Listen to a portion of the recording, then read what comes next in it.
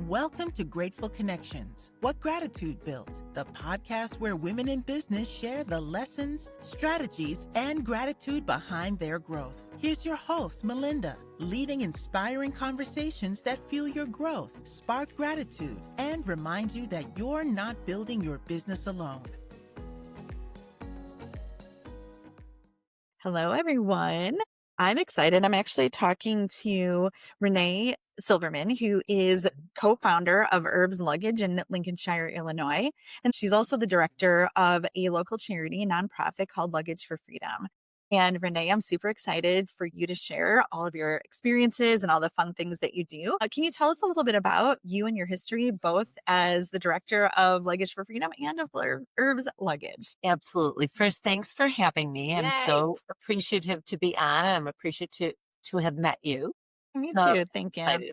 I'm excited about any opportunity to connect with women. I think it's really important that we learn from each other and help each other and lift each other up. Exactly why I'm doing what I'm doing.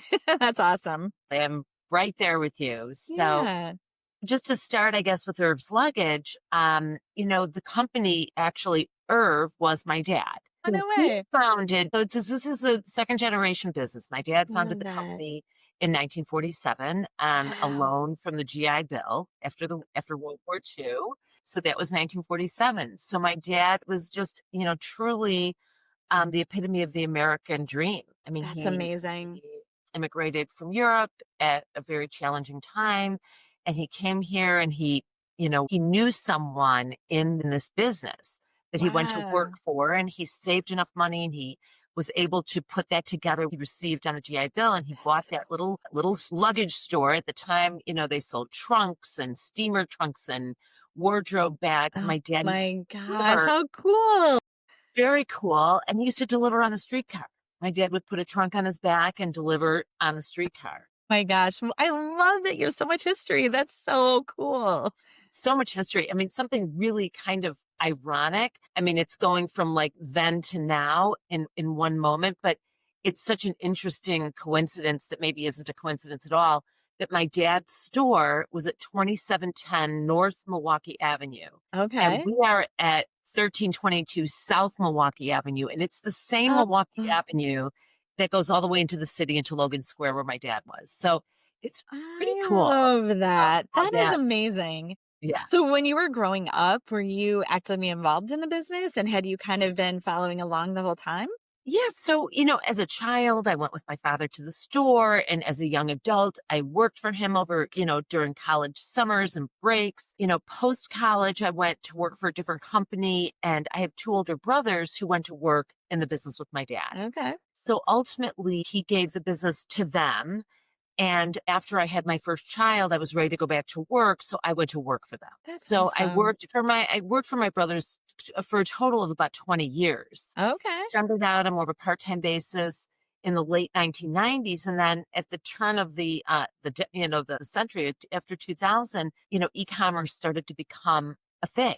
Cool. So that was kind of where I branched off in the business, was to develop that part of the business, the e-commerce kind of website side. So for many, many years, I worked for them and developed, web business. And then in 2018, the business, everything changed, from 2000 to like 2015, there was just everything about the way we shopped in this country changed completely. People were shopping in brick-and-mortar stores to buying everything online. So the brick-and-mortar stores that my brothers had, one by one, closed till the end, until kind of close to the time that the store closed in 2018. There were two stores left. Okay. So that was in Northbrook and in Elk Grove Village, where there was a big warehouse.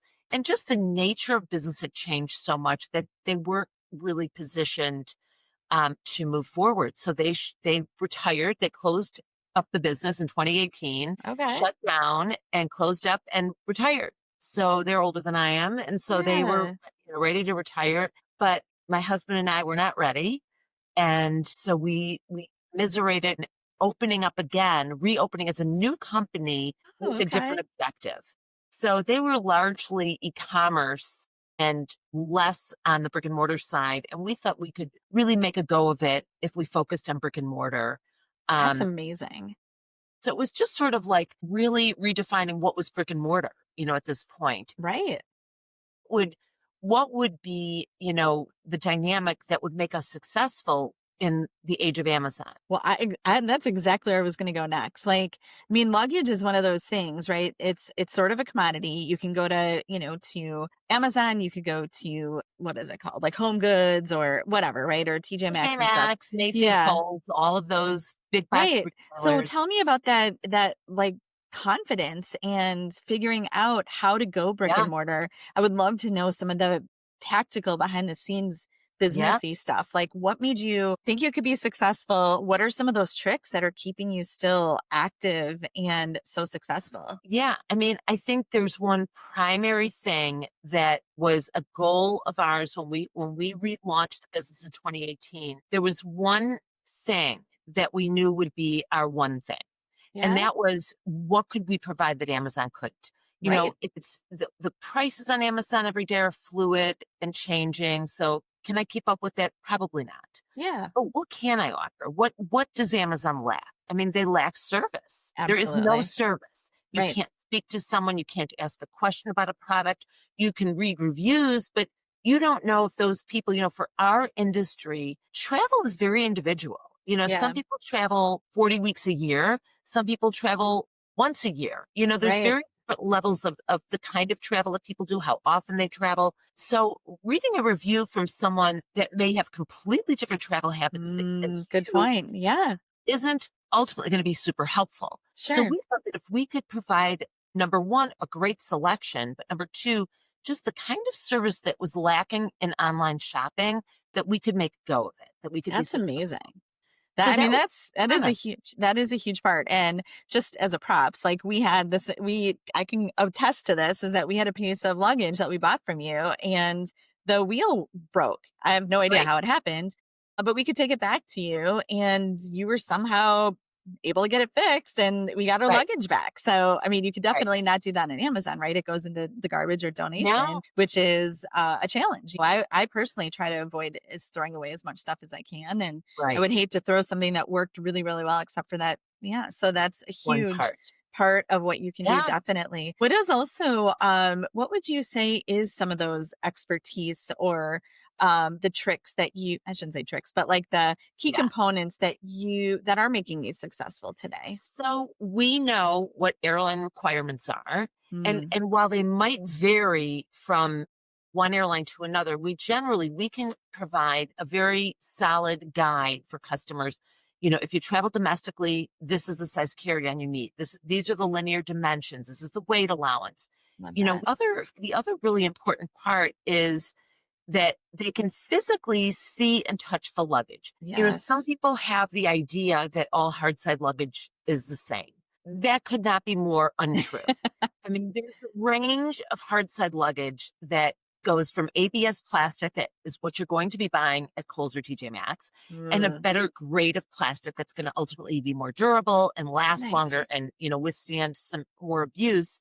And we can just point that out. We can accommodate almost every budget, but we have vetted the inventory. So we have the best of every category, the best of every price range. And we stand by everything we sell. And one of the things that is an expertise for us is luggage repair. That's a big part of our business. Which is nice because it is. There's, like I said, ours was in perfect condition other than the wheel broke. So it's like, you don't want to not use that anymore. Right. So how would you say with this family-owned business, like, how do you think, you've grown up with it, right? So what are some of the biggest differences or challenges or benefits to it being a family-owned business that came from another generation? So, the dynamic, my husband and I have a great dynamic. We're very, very different. And I think in a business, sometimes that can be slightly problematic, but mostly it's a big benefit.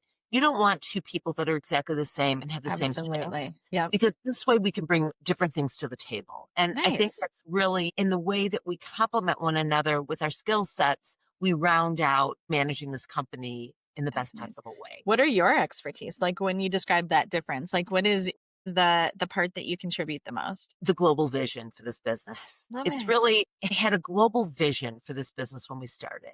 You know, there were so many things I wanted to be, but I wanted to be obviously a successful retail business, but I wanted it to be a place where someone could come that's a traveler. And I didn't want us to be just a regular old luggage store, which is really what the company had been in the past. I wanted to be a place where people are coming to talk about their travel experiences, their travel experiences with us, and allow us to share our travel experiences with them. And it creates such a connection between our customers. I love It's just a that. central level of, I mean, if you come into the store, I don't know if you've been in, I can't remember if you've been into this location. Have you I been? have not yet, but I need to. You'll, At least so to come say hi. when you'll come in, you'll see, like in the foyer, there's like an entryway. And I hired a painter to paint just iconic travel sites from all over the I world. love that. So you walk in and immediately you're kind of transported. You're reminded immediately, like there's the Eiffel Tower, there's the pyramids, there's the Taj Mahal, and you know, all these really cool iconic travel sites. Like we are a travel store. I love that. It was, and then as you come in, you will also notice around the entire perimeter of the store are large photos of iconic travel sites of my family and I.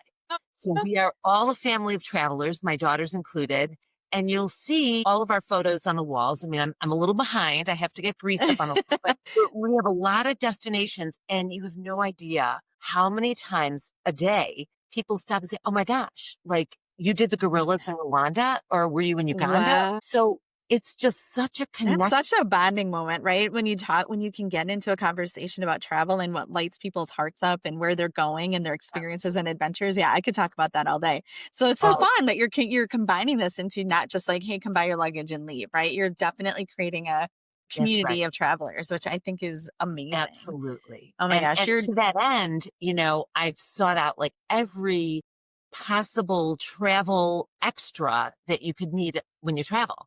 You know, whatever kind of traveling you do, whether it's hiking up Machu Picchu or you're a cruiser, you like cruising, we have everything. We have everything, like the attention to detail. Like I'm very detail oriented. So I've tried to create an environment that we obviously hit the high points. We have everything you could ever want or need in luggage, but we have everything else that makes your travel more enjoyable, more organized, and just less stressful. Which is that's a key. And that's all those are things that you cannot get from buying a piece of luggage off Amazon or going to TJ Maxx and going for the cheap, right? And I mean, obviously, I've had cheap luggage and I've had nice luggage. And when you have the nice luggage, it rolls really nice and makes your life a lot easier, right? It really does. And when you're traveling and you're in a foreign country and your luggage doesn't work properly, it's a whole different level of aggravation. Yeah. That you Nobody needs that. Nobody needs. I love that. Well, I'm a huge traveler, so I can relate to just wanting to talk about it all the time. As much as I could travel would be amazing. So now it's not ironic that you also run a charity called Luggage for Freedom, ironically / not ironically. So tell me about that, because that is one of the things, as I've told you, I feel with Grateful Connections, a huge part of what I want to do in my mission is be grateful for charities, right? Like you provide support and service for women in need. And I feel so strongly that I can make a bigger impact in a charity situation or for a nonprofit with a community of my own versus me just coming in and donating some stuff. So I really am excited to introduce Luggage for Freedom as a first partner of a charity to work with Grateful Connections. And I can't wait for you to share more about it. So how did you get connected to it? And tell me what the mission is. So it has been such an incredible part of this business. So when we first moved up to this location in Vernon Hills, we bought the company in 2018, but we found this location in 2019. Okay. And so we moved up here in 2019 and we are in a community. You know, we're in Vernon Hills / Lincolnshire, and we're in a community with restaurants around us. The previous location for the company, when my brothers owned it, was in a very industrial area. It was in a very industrial location. It wasn't really part of a community. It was much, much different. But here we were moving into a community. And as soon as we moved in, I knew I wanted to be part of something in the community that was charitable. So in a very random conversation with my accountant at the time, I said, you know, I really want to be, I mean, this is just, it was like a conversation that was not intended to really go anywhere. I was just voicing this desire as a new owner of this business Sure. to be involved in something charitable. And he said, you should do Luggage for Freedom. I said, I'm like, okay, first of all, the name alone is Right. already So perfect. It's Yes. so perfect. So he had been involved with it as a volunteer. Oh. So he introduced me to the two women at the time that were running the program. I love that. And I met them and I said, I have this luggage store. I would love to help you. What could I do?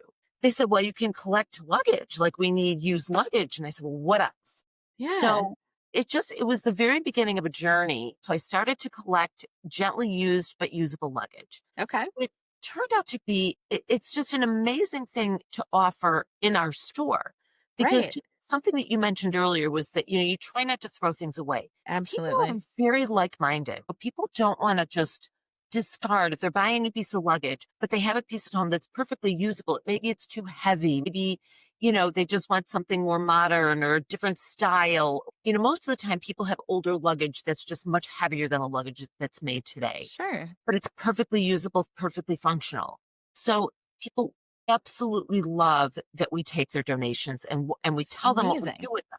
Yeah. So tell us about what is the mission? Yeah. So the mission is, when I first became involved in Luggage for Freedom, I was so excited by it because it was such a perfect fit in many ways. Yes, it's amazing. So the fact that ours is a woman-owned business, I own the majority intentionally. I wanted to be a woman-owned business. Love that. So I've always enjoyed just being part of women's groups. I did a lot of networking with women's groups in the beginning. I'm always inspired by other women in business. And I find it so truly inspirational to see what other women are doing. And it's just such a variety of amazing things. So anyway, when we started, I wanted it to be really purely Luggage for Freedom. I wanted to create a separation, if you will, between, I didn't expect or want any business benefit from doing the charity work. I wanted it to be authentically, that we were doing this for the right reasons, that we really want to help lift up women when they need it the most. So what I did to create that sort of authentic situation was I bought an antique trunk and I put it in the very, very front corner of the store and created this little corner that has signage for Luggage for Freedom.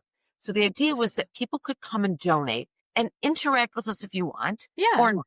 They could just come, they could drop off. They didn't have to talk to us. They didn't have to be, didn't make them walk all the way through the store to drop in the back. Love that. Right. It was just intended to be authentic. We want to help women. If you want to help us, we are so happy and thank you. So it was created as this space in the front of the store that has remained there. And so the trunk gets filled up with other donations because what we do is we take the luggage and the idea is to give women that are transitioning out of shelters. And these are women that have been abused. So there's been domestic violence in their lives. Many of them have children in these shelters with them. Yeah. So the idea is to give them a piece of luggage rather than a garbage bag or something. So much more dignified than just dragging stuff from place to place as though they don't have any sort of things that they own or anything that they own themselves. It's beautiful. It's that alone is great, but then we want to give them some essentials to start fresh. So we give them a set of brand new sheets, new towels, and then a collection of toiletries. So basically all year long, we collect donations. But what we were finding in those early years is, at least they had been doing it for a long time, but those in my experience in 2019, 2020, and even 2021, there were never enough sheets and towels to fill the luggage. And because now we had this unending resource of luggage. So now we had more luggage than they ever had before. Sure. We also had the job to fill it.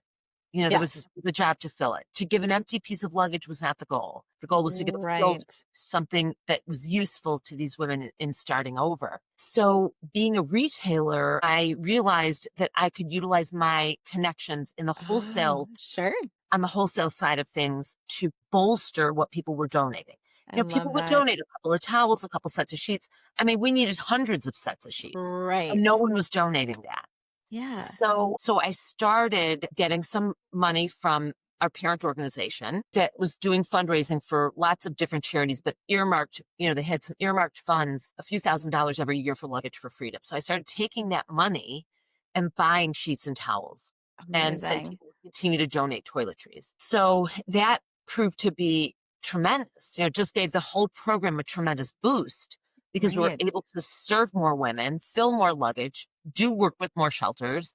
And to the point where back, maybe 5 years ago, we were delivering 150 pieces of luggage. Now we're delivering, we're on track. Last year in 2024, we delivered 375 filled suitcases to 11 shelters. And this year we're on track to deliver somewhere around 425 to 450. And we've only added 4 more shelters. So, and there's a lot behind that growth. There's tremendous growth, but I am running a business. So I have a limited amount of time to spend, and it's become enormous. So what would you say is the key to the growth then with getting funding? I think the key to the growth is that National Council, which delivers the funds to us, was seeing this lift in the program. At one point they were ready to almost scrap the program because there was no growth. And I said, give me a chance. And so the 2 women that had run it for 16 years, they were amazing, lovely women, but they didn't have the platform that I have. They were just 2 working women that were doing a great thing, amazing thing. Right. But I had a bigger platform to work with. And so I was able to do more as a business, so they said, all right, well, we're going to hang in there with you a little bit. We're going to hang in there with you. And I was, about 2 years ago, I was made the director of the program. And, I pull my people in. So my people, I have friends that have volunteered to help. I have to shut off the volunteering on our packing day because there's so many people that want to help. And I love that. I think the heart of that, and I want to talk about the packing day, what that means, but at the heart of all of it, I think at the heart of all of it is that most people want to help. Most people don't know exactly what to do. So if you can say, okay, this would be really helpful if you could do this, collect toiletries for me, collect used bags. It's just about telling the people that want to help, what they can do to help. Absolutely. I think that's so key. It's so key. And then, I would say, honestly, a pivotal moment was last year. So what we do is collect 11 months of the year. Okay. At 11 months of the year, we're collecting. We're collecting luggage. We're collecting backpacks. We're collecting toiletries, sheets, and towels. And then we do things separately for kids. We make blankets. Each child gets a backpack with a fleece blanket, a book, and a stuffed animal. So again, last year, we fell very short on the backpack side of things. We couldn't deliver a lot of the backpacks because we just didn't have enough donations, and the funds that I received, I used on sheets and towels. So we needed to kind of reorganize because that's also a priority. These children have needs, and these children are certainly the biggest victims in all of it. Don't ask for the situations that they're in, and they certainly at the very least deserve something of their own. So every Black Friday I would go to Joann Fabrics, but then Joann Fabrics closed this year. Yep, I saw that. So I went back, and a couple friends of mine went back, and we bought everything. I have fleece now for probably a couple of years. Oh, no way. That's amazing. Oh my gosh. And at a deal on the top of it, right? That's amazing. Amazing deal. I have hundreds and hundreds of yards of fleece that I store in my store here. And then I do packing. I do blanket events. Okay. So I just had a women's event about 2 weeks ago where a group of women, just got together. Yeah. About 30 women, and we made, because I have the fleece, we just have to cut and tie it. Sure. So we made 45 blankets that night. And last summer, I actually had an event in my store. I had 12 of my friends come to the store, and we tied blankets. Nice. Take the police home and tie blankets. I love that. It's just, people want to help. They want to.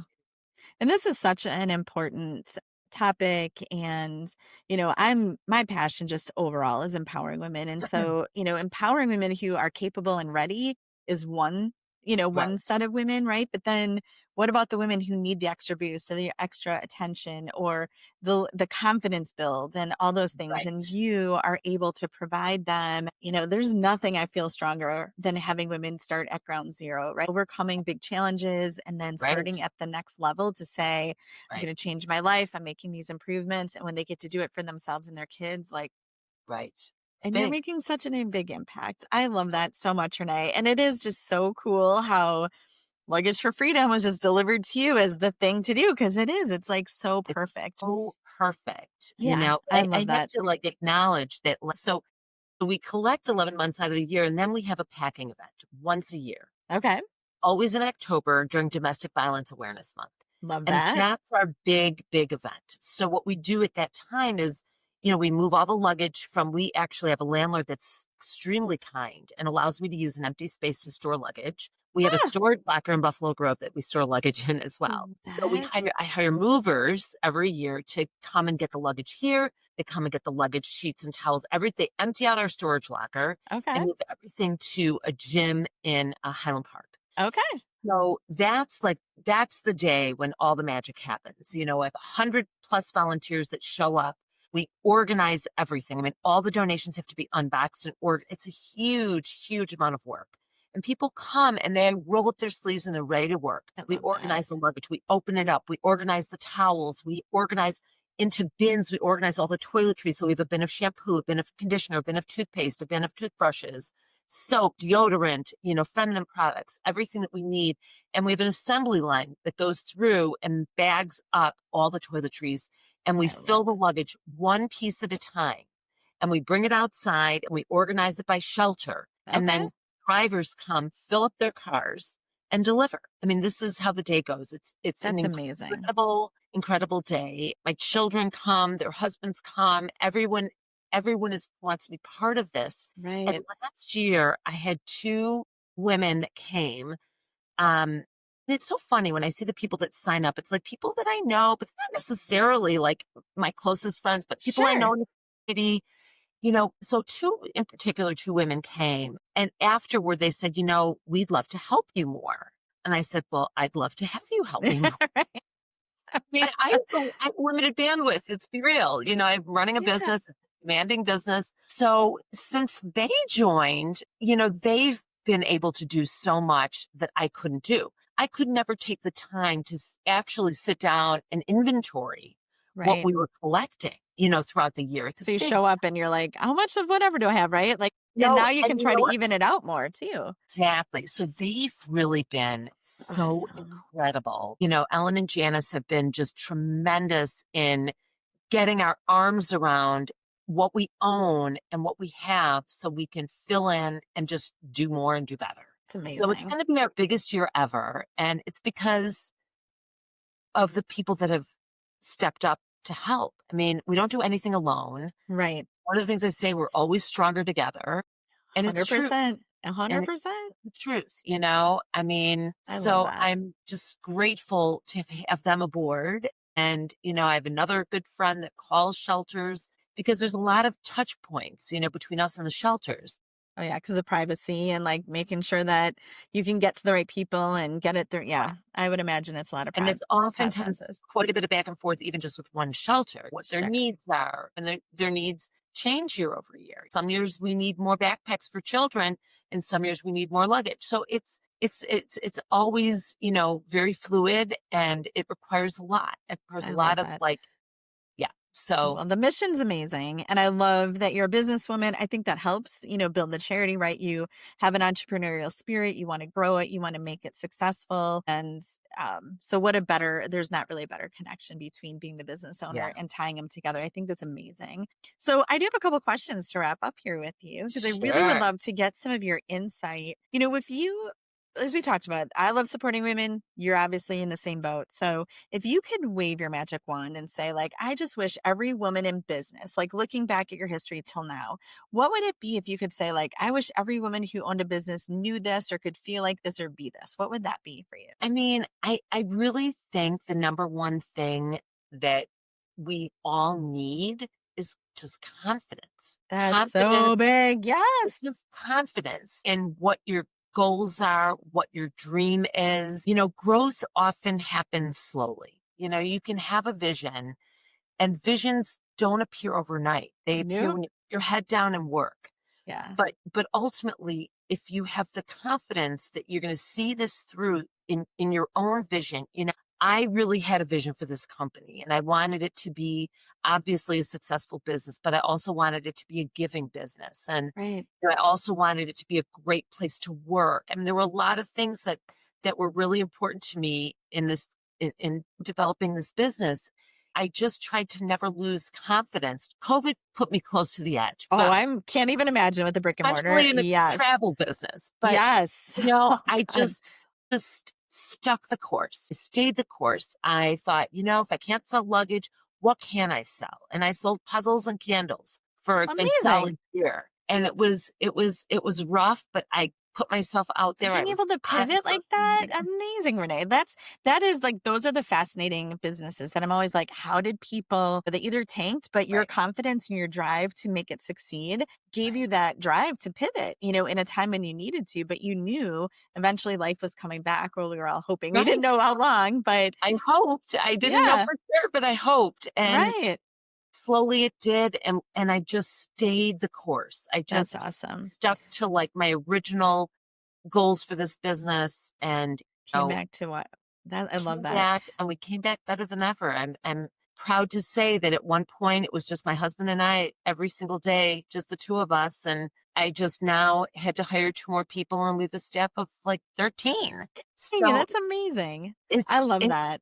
yeah, And I could say that confidence is such a thing that I'm really going to be focusing on with yeah, Grateful Connections, because honestly, as I'm doing my research and talking to people, I think confidence to succeed is absolutely, I think, especially as women, we're not right, taught that. We right. all have imposter syndrome, but I feel like there's so much opportunity to Yeah, build confidence because failure is going to happen, right? And so for right. me, I've said this to my daughter, to me, I've always wanted to own my own business my whole adult life. Yeah, But the yeah, easy way out is to keep it a fantasy. Like you right, can just wish it right. and like dream about it and think about it and go, gosh, I wish I owned my own company. I wish I wasn't working in my corporate office.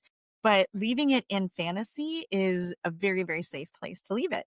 And so grasping it and like bringing it to reality Right. is very scary. Yeah, And the confidence to do it and just know where you're going. Like, I don't know exactly where I'm going, but I know what's in my heart and I know that I yeah, have to fulfill it. So I'm right. finding my own confidence, but I think that that is absolutely such a good one, Renee, because my goal really is to help build confidence in women by giving them resources, by giving them a community to build it on, Right. right? Without it just be like, go do this on your own and good luck. You even said it. We do better when we're together and we build something We do. And I without and I it think we just have to being be alone. and I think we have to be forgiving to ourselves too. We're going to make mistakes and we're going to fail, and that's okay too. That doesn't It mean the dream has is. to fail, and doesn't mean the business is going to fail. Right. You We pivot make just like what you mistakes, did. and we make mistakes and we keep going. We Yeah. just keep going. You put your I head love down, that. keep going, and Yeah, yeah, confidence is a really good one. I'm so glad you yeah, said that. I love that. yeah, And then when you look at, you compare maybe the business that your dad had to your brothers, to you, and where you've taken it and what you've done. yeah, So let's just go from maybe something as simple as the conversation we just had, where it was just you and your husband, to yeah. bringing on the staff of 13. What was that success? Like, what has grown, or what was your little tidbit that maybe if you could have told your dad this or something, like what was some amazing tidbits of experience that you've learned? I just think that, running a successful business and being a great place to work and a great boss are not mutually exclusive. Those things can Mhm. happen together. Amazing. And I think that they happen together here. I think that we are running a successful business. Our employees know what they have to do, what they're expected to do, and what the vibe is, and what we want every single customer to walk out of the store feeling. They love working for us because we've made it a place where we also care about them as people. And I think those things really can be together. Um, and they should be together. I mean, they Yeah. should. The best Right. work environment is one in which the business is doing well and the people are doing well. Right. So those Well, good things for work. you. I think it's a great positive attitude, obviously. Yeah. That really helps. drive that. So that's so Yeah. awesome, Renee. You've given me such great insight. I love it so much. I'm so excited. So where can we find you? Like where would they go to Herbs Luggage? Do you sell online still? Yeah. So we do online business. So our website is herbsluggage.com. It's IRVS luggage.com. So we definitely do a nice online business. It's never been my priority, but it's a nice channel. I mean, I'm happy to do business online, but online, we still try to step up the level of service. Like if I have a customer, for example, that places an order online and they didn't select monogramming, before we ship that order, we're going to call that customer. We're going to say, you didn't select monogram. Can we monogram that for you before we ship it out? So we try to have touch points with our customers, even if they just ordered online and never saw us face to face. And I think a lot of our Google reviews speak volumes. There's a common thread that they have a great experience, whether they're in our store or online. I love So that. yes, you can find us online. You can find us in our brick and mortar store, which is on Milwaukee, 1322 South Milwaukee in Vernon Hills. Amazing. And we're open 7 days a week because we take in repairs and people want to come and pick up their bags all the time. So yeah. When you got a trip, you got to go. And then what about Luggage for Freedom? What, first of all, like where can maybe if by any chance any listeners say like, I would love to give you donations. What are some great ways to do that? So obviously we take in-person donations all the time. I've had customers come in and say, here's a check, and they write me a check and I go by, and then I send them an email like, this is what I bought, or I send them a photo of what I bought. We actually, I am not an advocate of Amazon in any way. I mean, they've been the death knell of small business all over the country. For this one purpose only, we do have an Amazon wish list for Luggage for Freedom because it does provide a way for people that want to donate in bulk. They can buy off of our wish list. They know exactly what we want, exactly what we need. Nice. So we're not going to get random, stuff that isn't useful. Okay. So, we do a wish list. We just updated the wish list as we speak. So it will be available on our website probably by later tonight. So we're just updating it based on some of the new inventories that we took. So it will be on our website. If you scroll to the bottom, there's a link at the bottom of our website called Giving Back. And it describes what we do with Luggage for Freedom and the mission. And there is a link to the wish list. Perfect. Well, I will include the wish list and the link to Herbs Luggage, obviously in the show notes here. We want to get you as much attention as we can. Thank you. And I know that you'll be at our event at the end of September where you can share the information about the organization, and then we'll also be promoting and try to get as many donations as we can. So amazing. I appreciate your time, Renee. Thank you so much for the opportunity. Yeah, of course. I will see you very soon. Okay. Thanks so much. If you enjoyed this episode, I would love for you to subscribe so you never miss a conversation. You can find me at gratefulconnections.com, join our private Facebook group, Grateful Connections, and follow me on Instagram at gratefulconnections_CO. Sharing is an act of gratitude, so please pass this along to another woman in business who inspires you. We're so grateful you joined us on What Gratitude Built. We grow stronger when we grow together. So stay connected, stay inspired, and let gratitude lead the way in your business and your life.